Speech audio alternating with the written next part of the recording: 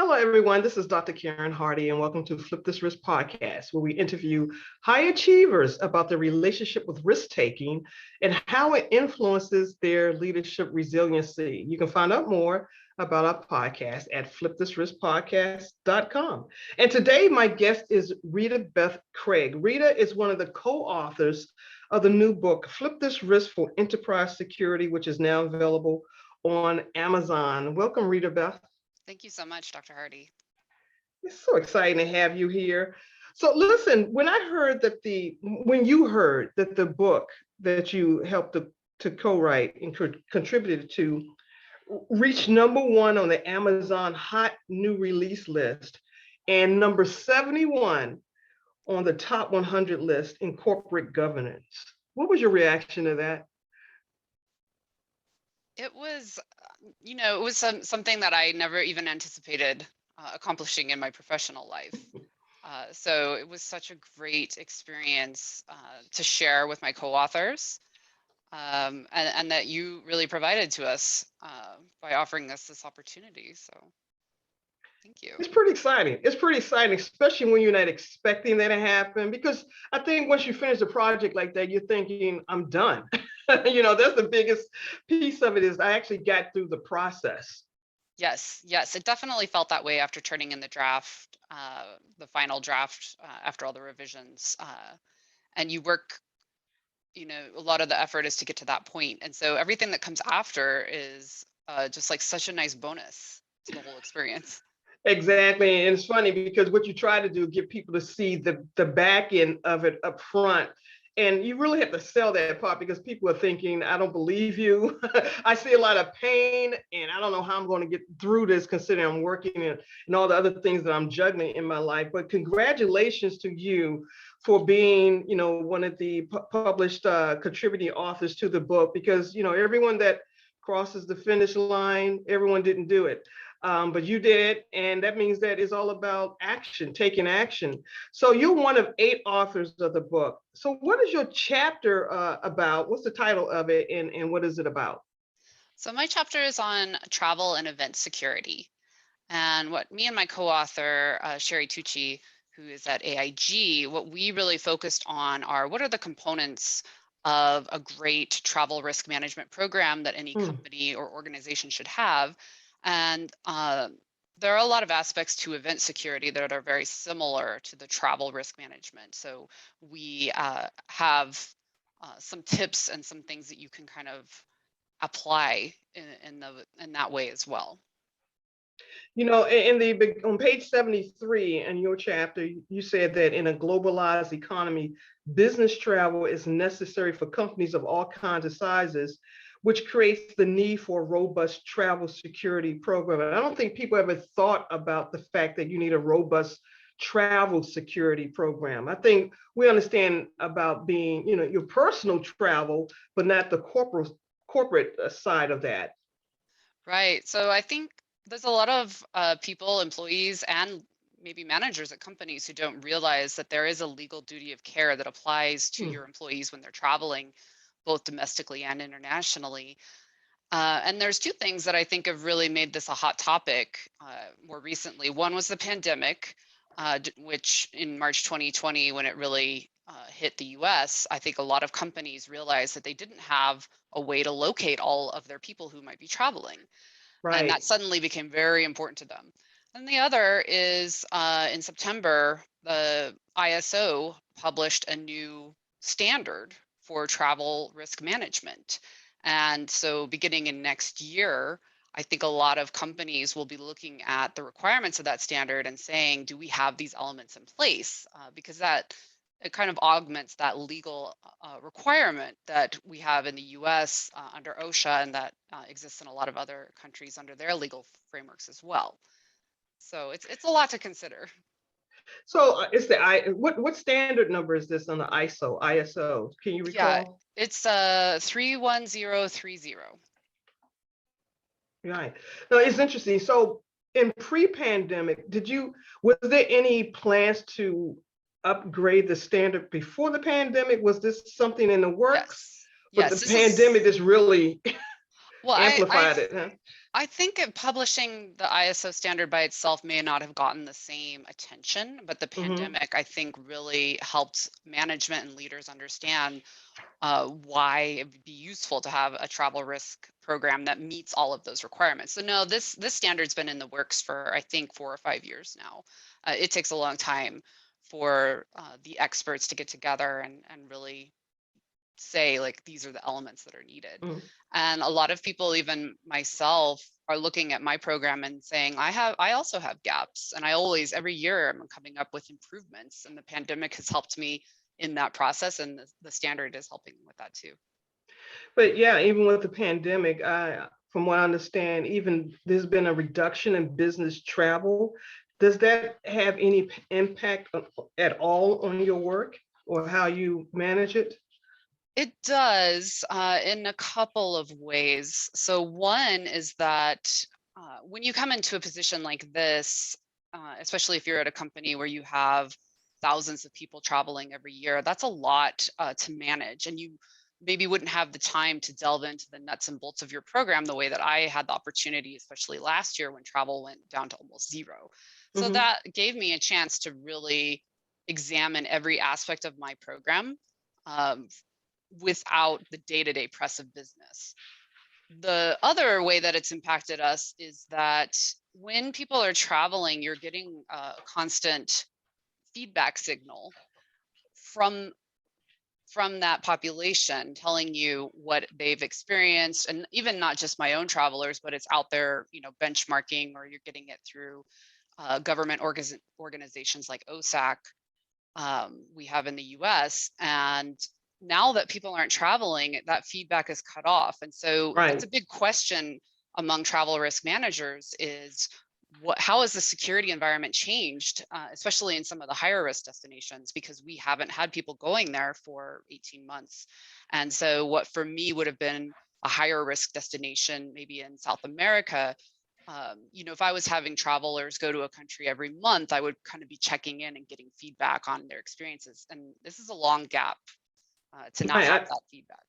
Right. I know it is. It's an extremely long gap. And then you talk about something of duty of care in terms of, the concept of duty of care encompasses ethical responsibilities. What type of ethical responsibilities are you speaking about?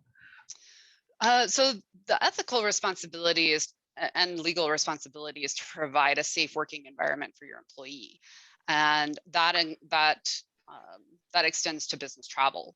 And so that means that your company or your organization, because this applies to academic institutions or nonprofits as well, you have an obligation to make sure that you are setting your employee up for a safe and secure travel experience. And there are some things that a company needs to do, or the organization needs to do in advance to make sure that, for example, there's safe transportation at the destination, to make sure that there's adequate access to medical care if needed, to make sure that you have the resources in place that would support that employee if they experience a security or medical event while on travel. Mhm. So those are a couple of the aspects that are covered. So, what do you hope people would take away from your chapter? And why do you think this book at this particular time is important for your industry? Yeah, I mean, I think it's so timely given the pandemic, which has shaken a lot of assumptions that I think our previous, not just our personal life, but also our professional lives were built on. And that's uncovered a lot of risks that we maybe were able to avoid before the pandemic, or that are now becoming very obvious to us. So what I hope that people will learn from, first off, from my chapter, from our chapter, is the opportunity to benchmark and to look at Mm. what is already in place for your travel program, and to see, are there some things that you're missing? And hopefully from this chapter, it will give your readers out there some ideas about how they could build and mature their program. That is excellent. So, just to wrap up a little bit, so what are some of your thoughts you want to leave with people in terms of travel and event security? What things on the top of mind do you want them to keep in mind as they walk away from this time with you? I think the main takeaways I want to leave the audience with is that travel and event security doesn't have to be difficult, doesn't necessarily have to be expensive even. There are a lot of things you can put in place that will mitigate most of your risks. And that's the second big takeaway, is that these are areas where being proactive is really beneficial. I came across a quote recently that said the most expensive travel risk management program you'll ever encounter is the one you put in place the day after you needed it. Yes. And I think in our industry in general, we're always big fans of preparing in advance. Mhm. Oh, absolutely. I would assume so. That's very important. And then finally, within organizations, from here on out, we will be in a post-pandemic environment. I mean, that's what it's going to be referred to. There's so many risks that came with the pandemic. There was remote work and all of these other things.